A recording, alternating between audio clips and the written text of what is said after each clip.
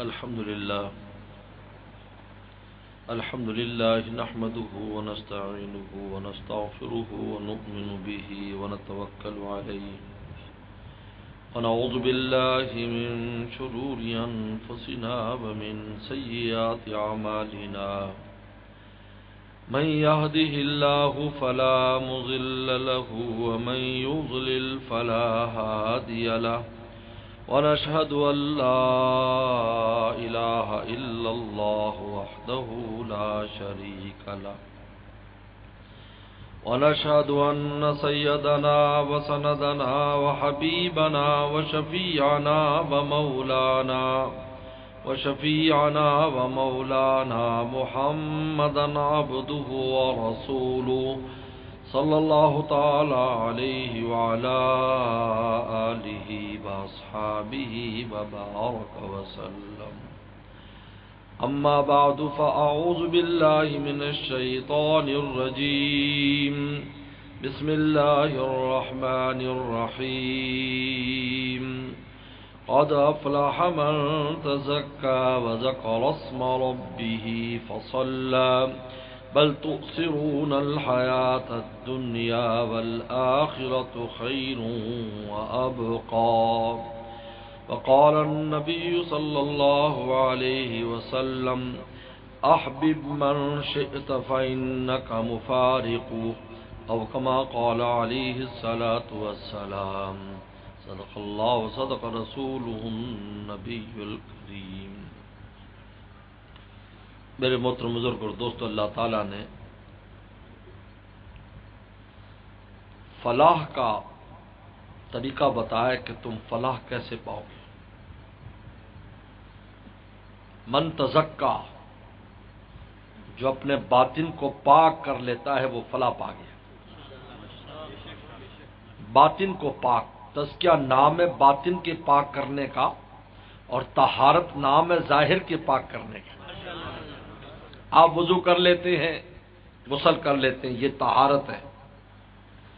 آپ دل پاک کر لیتے ہیں، یہ تزکیہ ہے. جب ظاہر باطن دونوں پاک ہو جاتے ہیں،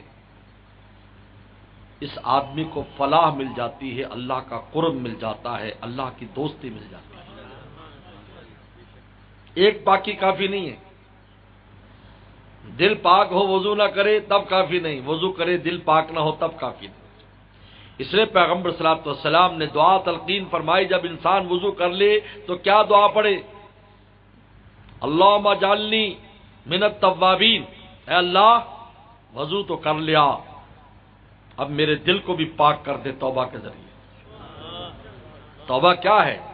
دل کی پاکی کا نام ہے، دل کی ندامت کا نام ہے، دل کے رونے کا نام ہے. جب دل روتا ہے، آنکھ اس کا ساتھ دے نہ دے، اگر دل ہی رو لیا بس پاک ہو گیا. توبہ کی سواری ایسی ہے. اس نے فرمایا توبہ تو ندم، رسول اللہ نے فرمایا توبہ نام ندامت کا ہے. تیرے دل میں ندامت ہو. ندامت کس کا نام ہے؟ دل کی تکلیف کا نام ندامت ہے، خالی جمع خرچ کا نام نہیں ہے. دل کو تکلیف ہو، ہائے میں نے اللہ کو کیوں ناراض کیا. دل میں غم ہے، فکر ہے، کیوں میں نے اپنے مولا کو ناراض کیا، میں نے ایسا کام کیوں کیا جس سے میرا اللہ ناراض ہو. یہ ندامت ہے. علم القلب، تعلم القلب، دل کا تکلیف محسوس کرنا کسی گناہ پر، اس کا نام ندامت ہے. اور ندامت کا نام توبہ ہے. اور توبہ وہ ہے یحب التوابین، جو اللہ کی محبت دلاتی. دیکھیے یہ قرآن مجید نے سب صغرا کبرا منطق کا، یہ منطق کے صغرا کبرے، یہ یہاں دیکھو. منطق میں کوئی دلیل دو تو پہلے صغرا لاؤ، پھر کبرا لاؤ، پھر نتیجہ نکالو. یہاں نتیجہ نکلا ہوا ہے. دل میں تکلیف ہوگی تو ندامت آ گئی، ندامت آ گئی تو توبہ ہو گئی، توبہ ہو گئی محبوب ہو گیا. یحب التوابین، فرمایا میں پیار کرتا ہوں توبہ کرنے والا. حکیم الامت تھانوی رحمہ اللہ نے ایک بڑی قیمتی بات فرمائی. فرمایا کہ جو اللہ والوں سے جڑے ہوتے ہیں، ان کے غلاموں سے جڑے ہوتے ہیں، فرمایا کہ اول تو کاملین ہو کر دنیا سے جاتے ہیں، اگر کامل نہ ہو سکے تو تائبین بن کر جاتے ہیں، اور تائبین بھی ان کے محبوب لوگ ہیں۔ ایسے نہیں جانے دیتے تھے کہ ایسے ہی چلا جائے، ایسا نہیں، نسبت کا خیال کرتے ہیں۔ دنیا میں ہر آدمی نسبت کا خیال کرتا ہے، برادری کا خیال کر لیتا ہے، گرائی ہونے کا خیال کر لیتا ہے۔ آپ کہیں جائیں، آپ کہیں جی کہاں سے، میں بہاول نگر سے، ہو یار میں بھی، آپ بہاول نگر کے ہیں، وہ ہرن آباد کا ہے، چشتیہ کا ہے، آپ کا خیال کرے گا، یار گرائی آپ ہمارے علاقے کے ہو، بتائیے، تم تو اتنی نسبت کا خیال کرو اور وہ مولا اپنے پیاروں کی نسبت کا خیال نہ کرے، کیسے ہو سکتا ہے؟ عجیب بات ہے۔ لوگ دلیل مانگتے ہیں، بھائی دلیل تو خود تمہارے پاس، تم خود دلیل ہو، تم نسبت کا خیال نہیں کرتے۔ میرے چاچے دا پتر ہے، میرے مامے دا پتر ہے، یہاں چاچا ماما یاد ہے، اللہ کو اپنے پیارے یاد، جن کو عبادی فرمایا۔ مولانا رومی فرماتے ہیں اپنے گھر کو بیتیا ایک بار فرمایا کہ میرا گھر پوری دنیا فدا ہو گئی، اور اپنے پیاروں کو 70 بار فرمایا کہ عبادی یہ میرے پیارے بندے ہیں۔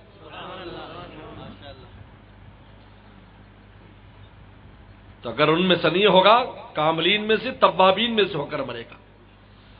حاجی امداد اللہ مہاجر مکی رحمۃ اللہ علیہ کے مرید کا قصہ ہے، لکھا ہوا ہے، حضرت تھانوی رحمہ اللہ نے ذکر فرمایا، حضرت کا ایک مرید تھا، گاؤں دیہات کا آدمی تھا۔ ان دنوں میں بیعت ہوا جن دنوں میں انگریز کے خلاف تحریک چل رہی تھی، اور ان اللہ والوں نے تحریک چلائی۔ 1857 کی جنگ آزادی کا امیر کون تھا؟ حاجی امداد اللہ مہاجر مکی امیر تھے اس کے۔ اتنی عظیم الشان جنگ جو تم مطالعہ پاکستان میں ہر طالب علم پڑھتا ہے، وہاں جا کر دیکھیں بزرگوں کے نام لکھیں، پھر کہتے ہیں جی پاکستان فلانے نے بنایا، فلانے نے بنایا، ان بزرگوں کا نام نہیں لیتے، اصل تو پیچھے یہ ہے، پھر اگلے آگے دوسرے، پیچھے یہ اصل میں یہ 1857 کی جنگ آزادی نے کہتے پاکستان کی بنیاد رکھی تھی۔ اس دن کہا کہ دو ملک ہوں گے، دو چلیں گے، ایک اکٹھا نہیں، کام نہیں چلے گا، ہندو کے ساتھ مل کر کام نہیں چلے گا۔ حکیم الامت تھانوی رحمۃ اللہ علیہ نے، چونکہ اگست آ رہا ہے نا، آ گیا بلکہ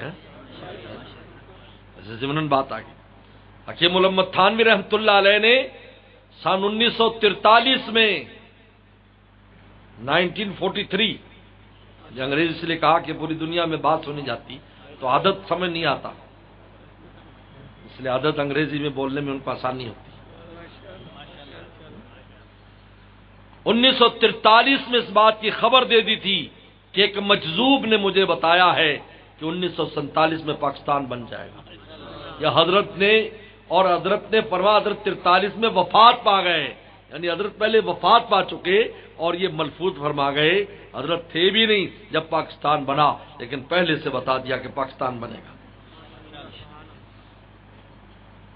اس لیے حضرت تھانوی رحمۃ اللہ علیہ کا اس پاکستان کے بنانے میں، چونکہ حاجی صاحب کے خاص خلیفہ تھے، خاص مرید تھے، اس لیے اس پاکستان بنانے میں حضرت کا بہت خاص طور پر دخل ہے اور کام ہے۔ یہی وجہ ہے کہ محمد علی جناح نے، جو پاکستان کے پہلے صدر تھے اور بانی پاکستان، انہوں نے اس اعزاز میں کہ حکیم الامت تھانوی رحمۃ اللہ علیہ کہ بہت بڑا احسان ہے کہ پاکستان بنانے میں انہوں نے خاص تعاون کیا، تو پاکستان کا جھنڈا جو سب سے پہلے مشرقی پاکستان کا اور مغربی پاکستان کا، اس کا جھنڈا کھولنے کے لیے انہوں نے حضرت کے 2 خلفاء کا انتخاب کیا، مولانا ظفر عثمانی، یہ بھی حضرت تھانوی رحم اللہ کے خلیفہ، اور مولانا شبیر احمد عثمانی، یہ بھی حضرت تھانوی رحم اللہ خلیفہ، کہ حضرت خود تو دنیا سے چلے گئے، لیکن میرے دل پر ان کا اتنا اکرام ہے اور ان کا اتنا احسان سمجھتا ہوں پاکستان بنانے میں کہ پہلا جھنڈا حضرت کے خلفاء کھولیں گے۔ اور پھر وصیت کی، جب وفات کا وقت آیا قائد اعظم کے محمد علی جناح کے، تو وصیت کی کہ میرا جنازہ مولانا شبیر احمد عثمانی پڑھائیں، جو حکیم الامت تھانوی کے خلیفہ ہیں، انہوں نے جنازہ پڑھایا کراچی میں۔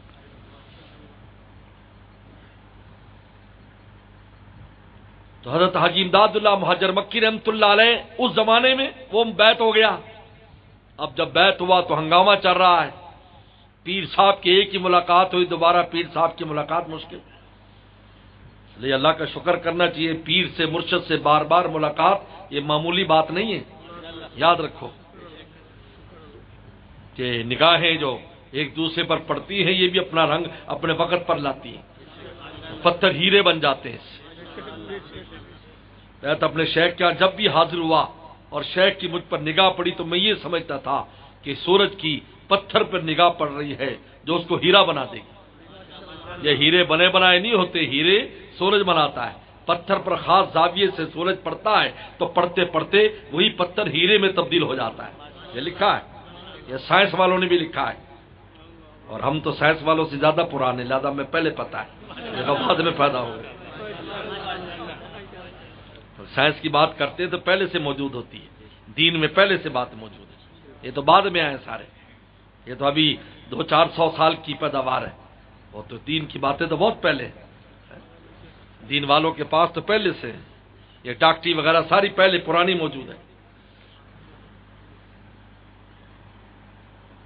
تو میرے دوست ایک بار ملاقات ہوئی، حضرت کا ذکر اذکار کیا کر چل جا۔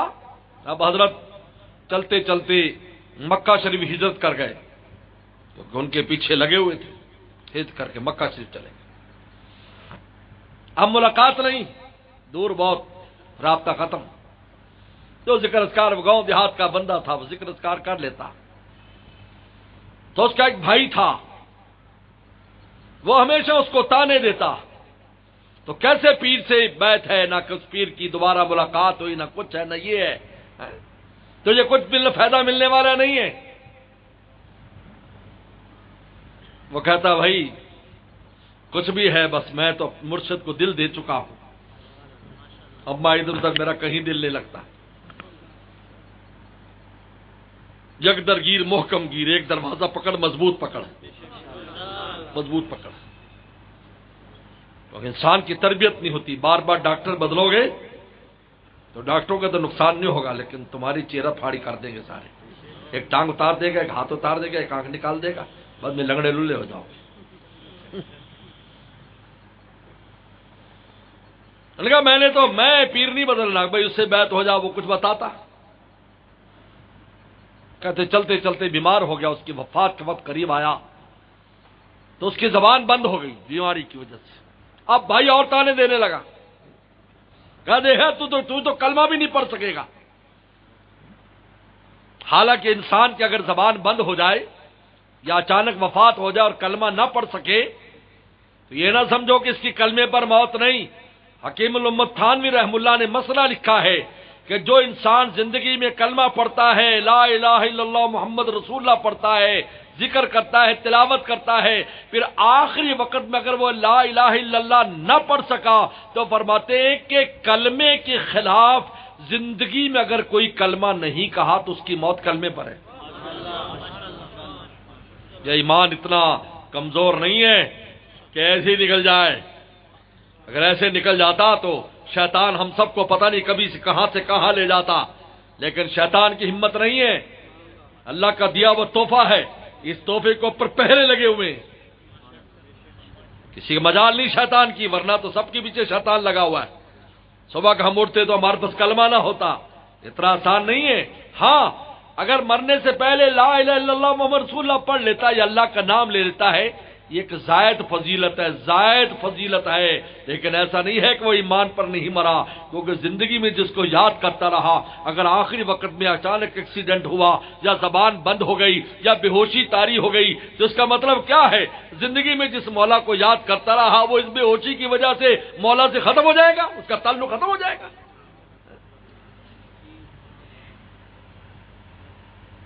حضرت رابعہ بصریہ رحمہ اللہ کا انتقال ہوا،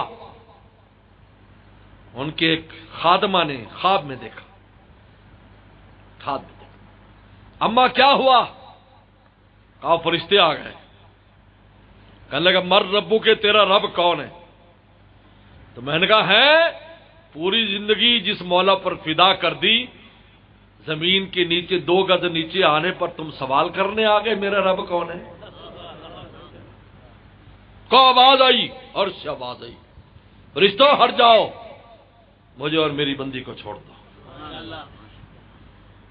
ہاں عمر رضی اللہ عنہ کے بارے میں آتا ہے،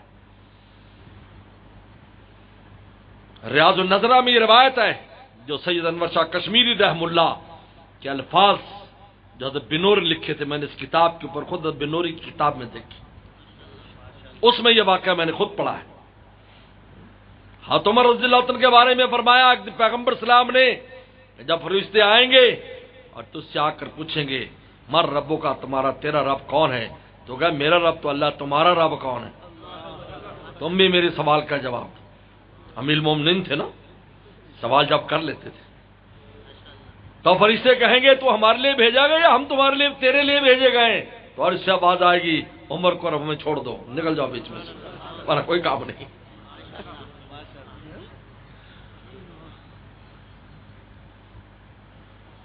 آخری وقت آ گیا، زبان بند ہو گئی، اب بھائی تانا دے رہا ہے، میں نے کہا تھا نا صحیح مرشد سے بیعت ہوتا، کلمہ نصیب ہوتا ہی۔ عین اس وقت جب اس کی جان نکلنے لگی اور جان کنی شروع ہوئی تو اس کے زبان پر یہ الفاظ آ گئے، حالانکہ پڑھا ہوا نہیں تھا، سورہ یاسین جاری ہو گئی، یا لیت قومی یعلمون ما غفر لی ربی وجعلنی من المکرمین، کہا کہ کاش میری قوم جان لیتی میرے رب نے مجھے معاف کر دیا اور عزت داروں میں میرا شمار کر دیا، یہ کہا اور انتقال ہو گئے۔ بھائی دھاڑے مار کے رونے لگا، یار زندگی بھر اس کو تو قرآن بھی پڑھنا نہیں آتا تھا، اور سورہ یاسین کی وہ آیت جس میں مغفرت کا بیان ہے اور جس میں آخرت کی خوشخبری کا بیان ہے میرے بھائی کے اس پر جاری ہو گئی۔ کہا تیرا مرشد کامل ہے جس کی نسبت میں این آخر میں آ کر کام دکھایا۔ حضرت تھانوی فرماتے ہیں کاملین میں سے نہیں تو تائبین میں سے ہو کر ضرور مرے گا، یہ ایسا تعلق ہے۔ تو میرے دوستو، توبہ دل کی ندامت کا نام ہے، التوبۃ والندم۔ آپ کے دل ندامت نام کیا ہے؟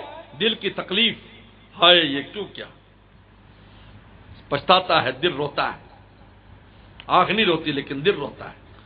لبوں پہ ہے گو ہنسی بھی ہر دم اور آنکھ بھی میری تر نہیں ہے، مگر جو دل رو رہا ہے پہ ہم کسی کو اس کی خبر نہیں۔ تو میرے دوستو، اس دل کی پاکی کا نام تزکیہ ہے، اعضاء کی پاکی کا نام طہارت ہے۔ تمہارا من التوابین، اے اللہ میں نے ظاہری پاکی تو کر لی، میرے دل کو آپ پاک کر دیجئے، مجھے توابین میں سے بنا دیجئے، ومن المتطہرین، اور پاکوں میں سے بنا دیجئے، بتکلف پاک رہنے کی جو کوشش کرتے ہیں۔ یاد دیکھو،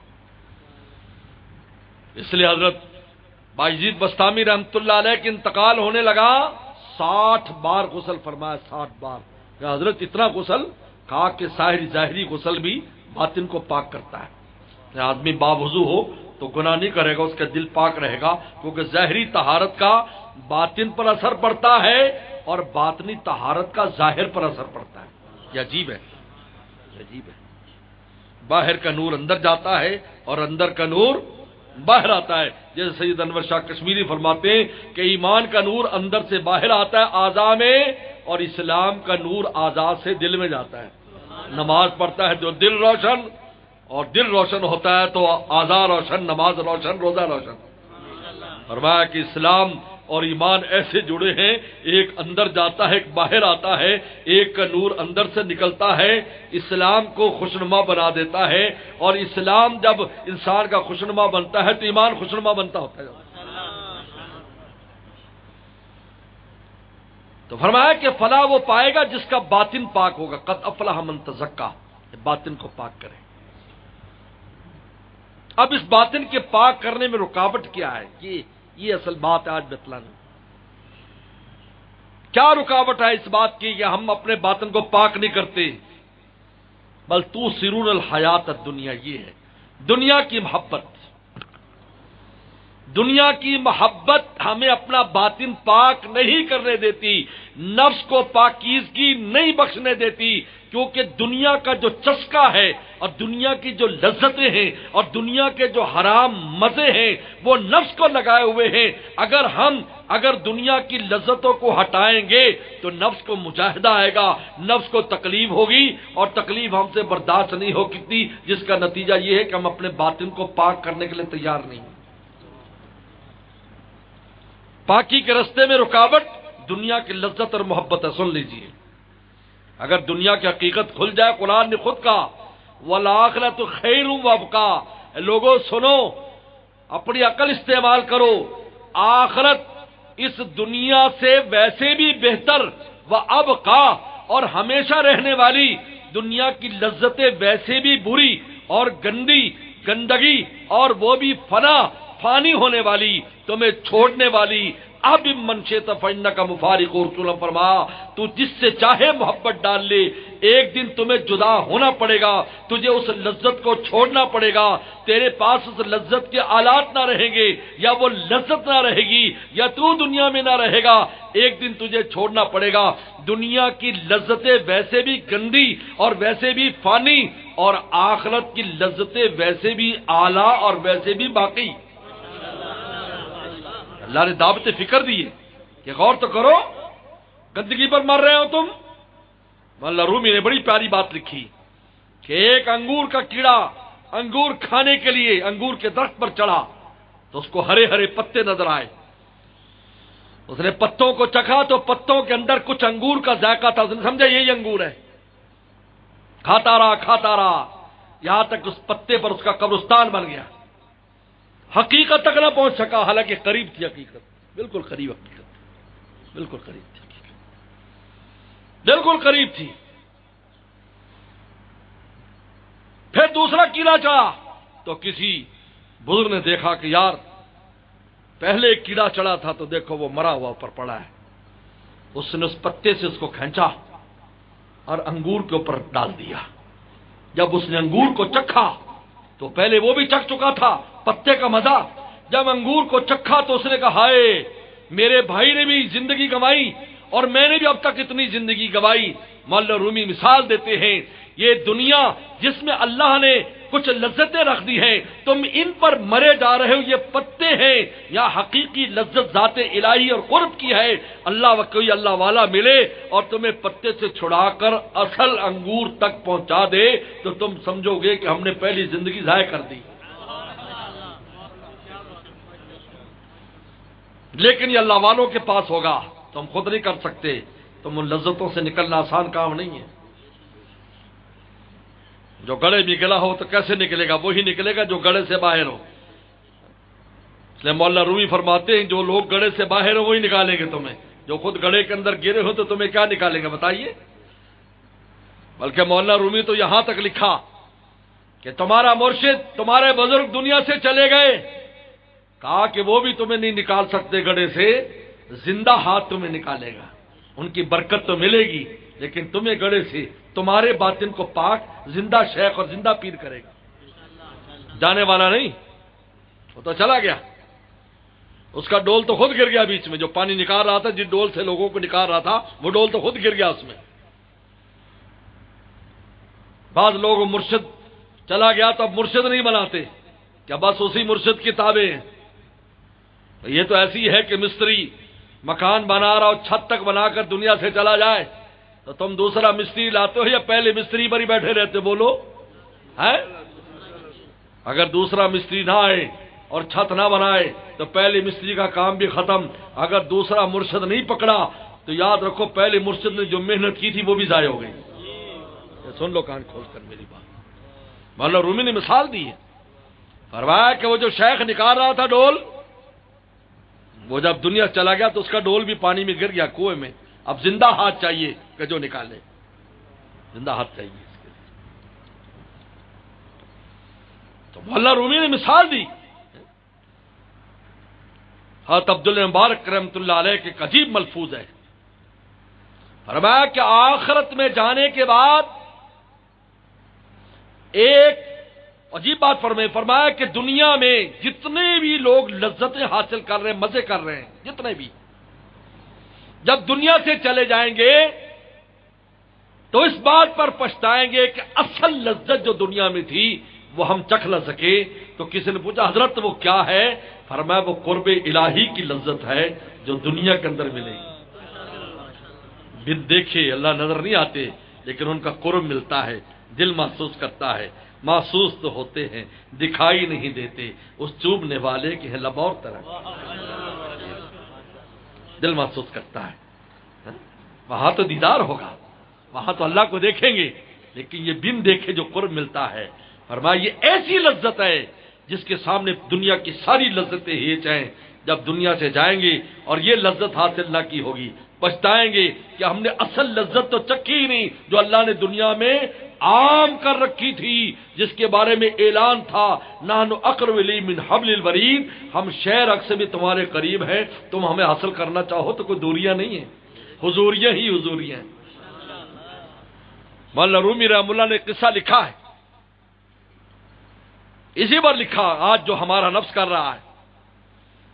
کہا کہ ایک بادشاہ کہیں گیا سفر میں تو اس کو ایک خاتون بہت خوبصورت لگی اور لے آیا، شادی کر لی، لیکن وہ بجائے محل میں آ کر موٹا تازے ہونے کے بیمار ہو گئی، بستر پر لگ گئی۔ طبیب آئے، سارے ملک کے طبیب بلائے گئے، سب نے نبضیں دیکھی، دوائیں دی، جو دوا دے الٹ پڑ جائے، جو دوا دے الٹ پڑ جائے۔ اب پہلے بادشاہ بھی اچھے ہوتے تھے، راستہ جانتے تھے کیا کرنا ہے۔ ایک دن دربار الہی میں گر پڑا، اے اللہ طبیب بھی الٹے ہو گئے، تدبیریں الٹی ہو گئیں، تیرے بغیر اب کوئی مسئلہ حل کرنے والا نہیں۔ رو رو کر اس نے آستانہ ترک کر دیا۔ یہ ہے اصل کام۔ جب بندہ روتا ہے، مولانا رومی فرماتے ہیں جب آسمان روتا ہے زمین کو لے گلزار بن جاتی ہے، جب بندہ روتا ہے اس کا دل کو لے گلزار بن جاتا ہے۔ بچہ روتا ہے تو ماں کا دودھ اترتا ہے، فرمایا بچہ روتا ہے تو آسمان سے رحمت نازل ہوتی۔ ایک اللہ والے تھے نا، قرضے لے لے کر لوگوں کی خدمت کرتے، مہمان بہت آتے تھے، خانقاہ بھی تھی تو قرض لے لیتے، وفات ہونے لگی، سب قرض دار آ گئے، او بابا جی، او بزرگوں، ساڈا قرضہ، اور چپ کر کے لیٹے ہوئے، قرض دار ایسے لین سے بیٹھے، مرید بھی پریشان کہ کیا کریں، ان کے بعد اتنی طاقت نہیں تھی کہ قرضہ ادا کریں۔ حضرت کے ہاتھ سے قرض لے کر بھی مہمانداری کرتے تھے، ایسا ہوتا ہے۔ صحابہ کرام میں حضرت زبیر بن عوام کی بھی یہی عادت تھی، اس لیے جب ان کا انتقال ہوا، امام بخاری نے لکھا ہے جب ان کا انتقال ہوا تو اتنا زیادہ قرضہ تھا کیونکہ قرض لے کر مہمانداری پر خرچ کر دیتے تھے۔ تو ان کے بیٹے عبداللہ بن زبیر سے حکیم بن حزام نے پوچھا تیرے باپ کا قرضہ کتنا ہے؟ انہوں نے کہا اتنے لاکھ۔ انہوں نے کہا تمہاری جائیداد اور اس کی وراثت کبھی بھی اس کو پورا نہیں کر سکتی، اتنا زیادہ ہے۔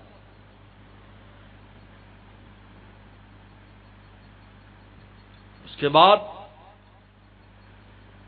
جائیداد بیچنا شروع کی، سبحان اللہ، قرضہ بھی اتر گیا۔ حضرت کی 4 بیویاں تھیں جن کو 8واں حصہ ملا، اس 8ویں حصے میں سے ہر بیوی کو 52,000 درہم ملے۔ امام بخاری نے لکھا غازی اور مجاہد تھا، اللہ نے اس کے مال میں برکت کر دی۔ کیسے ہو سکتا ہے مولا پر فدا ہو اور اس کا خرچ بھی اس بنیاد پر ہو؟ ہم اللہ تللے کے نہیں جیسا ہم کرتے ہیں، پرانا موٹر سائیکل یا نوا لینا تو قرضہ دے دیں، بس چلتا رہیے گڈی، چلتی کا نام گاڑی، نوا لینے کیا ضرورت ہے؟ قرضہ بلا وجہ کیوں لیتا ہے؟ بلا ضرورت قرضہ نہیں لینا چاہیے۔ لیکن بزرگوں کا حال ہے۔ اب سب تو اتنے میں آواز لگی باہر، حلوہ بیچنے والا حلوہ، بچہ حلوہ بیچ رہا تھا، دال کا حلوہ، پہلے آپ جانتے دال کا حلوہ، اور کہا بلاؤ ان سب کو حلوہ کھلا دو۔ وہ بڑا خوش ہو گیا، بھائی گلی گلی جانا پڑتا ہے، یہاں تو میرا سارا بک گیا۔ انہوں نے کہا حضرت جی پیسے، کہتے تو ہی بیٹھ جا، اس کو بٹھا دیا۔ ہاں وہ بچہ تھا، رونا شروع کر دیا، او زور زور سے۔ سب نے کہا کیسے بزرگ ہیں، یہ ہے وہ ہے، کیا ضرورت تھی لے کر حلوہ کھلائیں جب پیسے نہیں تھے؟ جب وہ رویا تو دروازہ کھٹکا، کون؟ بادشاہ کا غلام۔ کیسے آئے؟ کہا بادشاہ نے ہدیہ بھیجا ہے۔ کہا نکالو، سب سے پہلے بچے کے پیسے دو۔ پھر کہتے ہیں کہ سب کا قرضہ پورا آ گیا، 1 روپیہ نہیں بچا، سب کا قرضہ. تو لوگ پھر کہا حضرت صاحب تو بڑے با کرامت ہیں، بڑے بزرگ ہیں، بڑے اللہ والے، ہمیں معاف کر دیجیے. لیکن یہ بتا دیں کہ بچے کو آپ نے کیوں آخر میں بلایا اور رلایا؟ کہا کہ کمبختو تم روتے نہیں تھے، کہاں سے رحمت آتی؟ بچہ رویا تو دروازہ کھل گیا.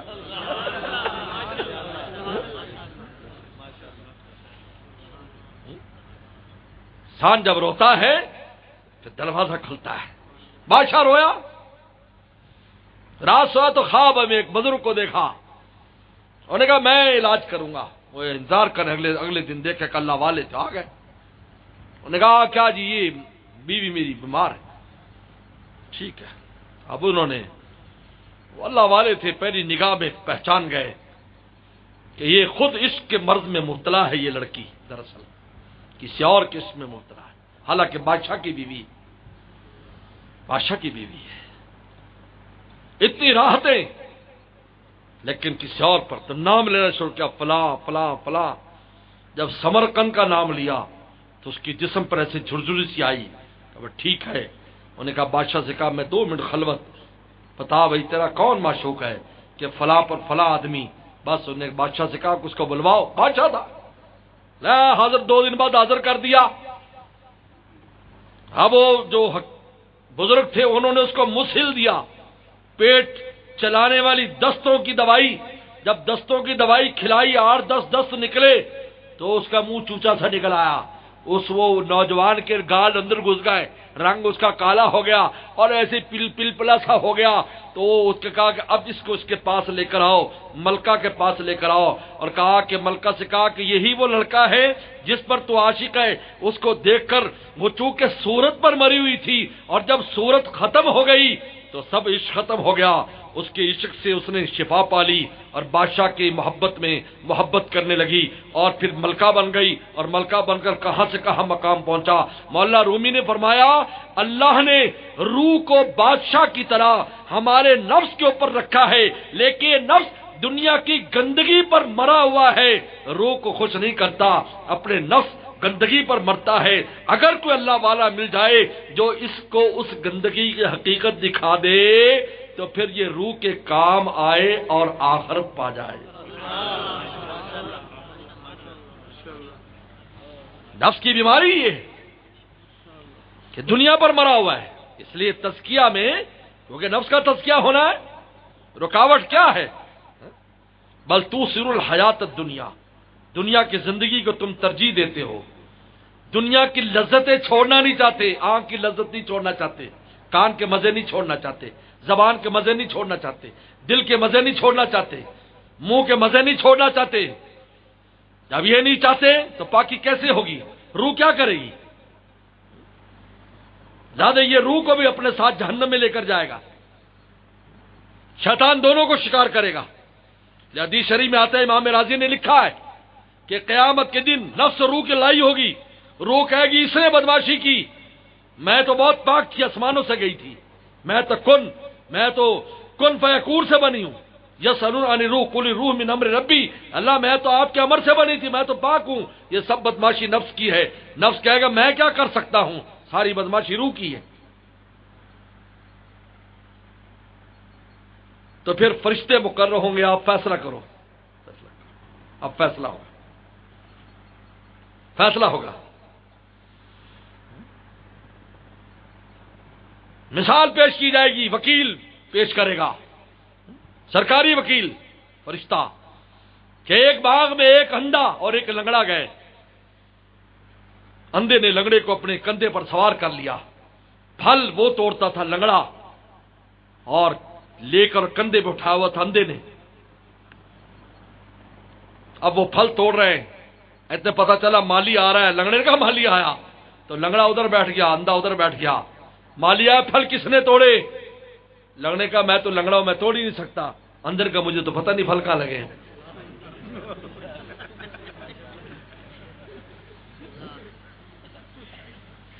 انہوں نے کہا میں نے کاروائی دیکھ لی ہے تمہاری، تم نے مل کر کاروائی کی ہے، انہوں نے دونوں کو باندھا درخت کے ساتھ اور پٹائی شروع کر دی. انہوں نے کہا تم دونوں کاروائی میں شریک تھے، تو پھر فرشتہ فیصلہ ہوگا، ان دونوں کو باندھ کر جہنم میں بھیج دیا جائے. اللہ تعالی نے ہماری روح کو نفس پر حاکم بنایا ہے، لیکن نفس گندگیوں پر عاشق ہے۔ ان النفس لامارۃ بالسوء، اب اس گندگی سے کیسے نکلے گا؟ جب پاک ہوگا، اور پاک خود نہیں کر سکتے۔ وَيُزَكِّيهِمْ، ذات پیغمبر نے صحابہ کے قلوب کو پاک کیا ہے، اور قیامت تک نائبین پیغمبر پاک کریں گے۔ لے مولانا روح فرمایا دل مدا الا بمہر دل خوشا، دل مدا الا بمہر دل خوشا۔ پیر باشد نردبان آسماں، فرماتے ہیں کہ بزرگ جو مرشد ہوتے ہیں، بزرگ ہوتا ہے، فرمایا کہ آسمان کی سیڑھی ہے، تیر پرہ گردد از کما، کہا کہ تیر اس وقت اڑتا ہے جب کسی کمان پر چڑھتا ہے، اگر تیر کمان پر نہیں چڑھے گا کبھی بھی اڑ کر اپنے منزل پر نہیں پہنچے گا، اپنے ہدف اور شکار تک نہیں پہنچے گا۔ ہاں کتنا قیمتی جو ہے وہ کتنا قیمتی تیر ہو اور کمان معمولی ہو، لیکن جب تک اس پر چڑھے گا نہیں اس وقت تک پہنچے گا نہیں۔ اس لیے میرے دوستو، بس یہ فانی لذتوں سے اپنے آپ کو بچاؤ، اس نفس کو بچاؤ، اس کے منہ کو موڑو، اس کے منہ پہ چھکا باندھو۔ چھکا جانتے ہو؟ یہ جو بچوں کے منہ پر باندھتے ہیں گائے بھینس کے، تاکہ بے ٹائم دودھ نہ پیے، منہ پر باندھتے ہو نا، اس نفس کے منہ پر چھکا چڑھا دو، ٹائم پر کھلاؤ، یعنی ٹائم پر کھلاؤ پلاؤ، حلال کھلاؤ پلاؤ، حرام کی طرف اس کے منہ پر باندھ دو کہ وہ اپنی مرضی نہ کر سکے، ورنہ پھر اس کا پیٹ ٹلٹلی لگ جائے گی۔ یہ نفس کو ٹلٹلی لگ جاتی ہے، اس کو موشن لگ جاتے ہیں، یعنی پھر حرام کاریوں پر اتر آتا ہے یہ۔ پھر اس کا علاج، جلاب کا علاج، پھر کسی سے دوائی لو، وہ اس کو روکے، اس کی ٹلٹلی کو لوموٹل استعمال کرو۔ نفس کو جب لگ گئی ٹلٹلی، شیخ نے لوموٹل دیا۔ ناصر منصور صاحب کا شعر ہے کہ نفس، ہمارے نفس کو جب ٹلٹلی یعنی گناہوں پر گناہ کراتا ہے تو پھر شیخ کے پاس جاؤ، پھر شیخ اس کو لوموٹل دے گا اور دست کو بند کرے گا اس کے۔ بل توسو حیات الدنیا، تم دنیا کی زندگی کو ترجیح دے رہے ہو، اگر تم آخرت کی سوچو گے تو بہت سی چیزیں تم چھوڑ دو گے۔ ہر آدمی اگر یہ سوچے، اس لیے حضرت تھانوی فرماتے ہیں رات کو سوچے سونے سے پہلے کہ میں نے آج دن بھر کیا کیا، میں کہاں جا رہا ہوں، میں کیا کر رہا ہوں، ذرا بریک لگائے سوچے، اگر ابھی مجھے موت آ جائے میں اللہ مولا کو منہ دکھانے کے قابل ہوں؟ کیا میرا نامہ اعمال اس قابل ہے کہ میں اللہ کو منہ دکھا سکوں؟ میری نمازیں صحیح ہیں، میرے روزے صحیح ہیں، میرا باطن صحیح ہے، میرا ظاہر صحیح ہے؟ ایک منٹ میں حضرت تھانوی فرماتے ہیں آدمی ایک منٹ میں اپنا حساب کر لے گا۔ اس لیے حضرت عمر رضی اللہ تعالی نے یہ نصیحت کی تھی لوگوں کو، حاسبو قبل ان تحاسبو، اور اپنے حساب سے پہلے اپنا حساب خود کر لو، تم خود اپنا حساب کر لو۔ یہ جو ایم سی کیوز کے امتحان ہوتا ہے، ایم سی کیوز یعنی یس نو، 2-3 ہوتے ہیں بھی یہ اب بتاؤ، وہ طالب علم خود بعد میں آ کے نمبر لگا لیتے ہیں اپنے، کہا جی مجھے 60 نمبر ہوتا نہیں، کیوں پتہ لگ گیا، میں نے دیکھ لیا جی میں نے اتنے صحیح کیے اتنے غلط کیے۔ تو میاں ہر آدمی اپنا حاسبو قبل ان تحاسبو، اپنا حساب ابھی تم کر لو، اس اصل حساب سے پہلے پتہ چل جائے گا کہ نامہ اعمال میں دایاں پڑھنا بھاری ہوگا یا بایاں بھاری ہوگا۔ اللہ ہم سب کو عمل کی توفیق عطا فرمائے۔ وآخر دعوانا ان الحمد للہ رب العالمین۔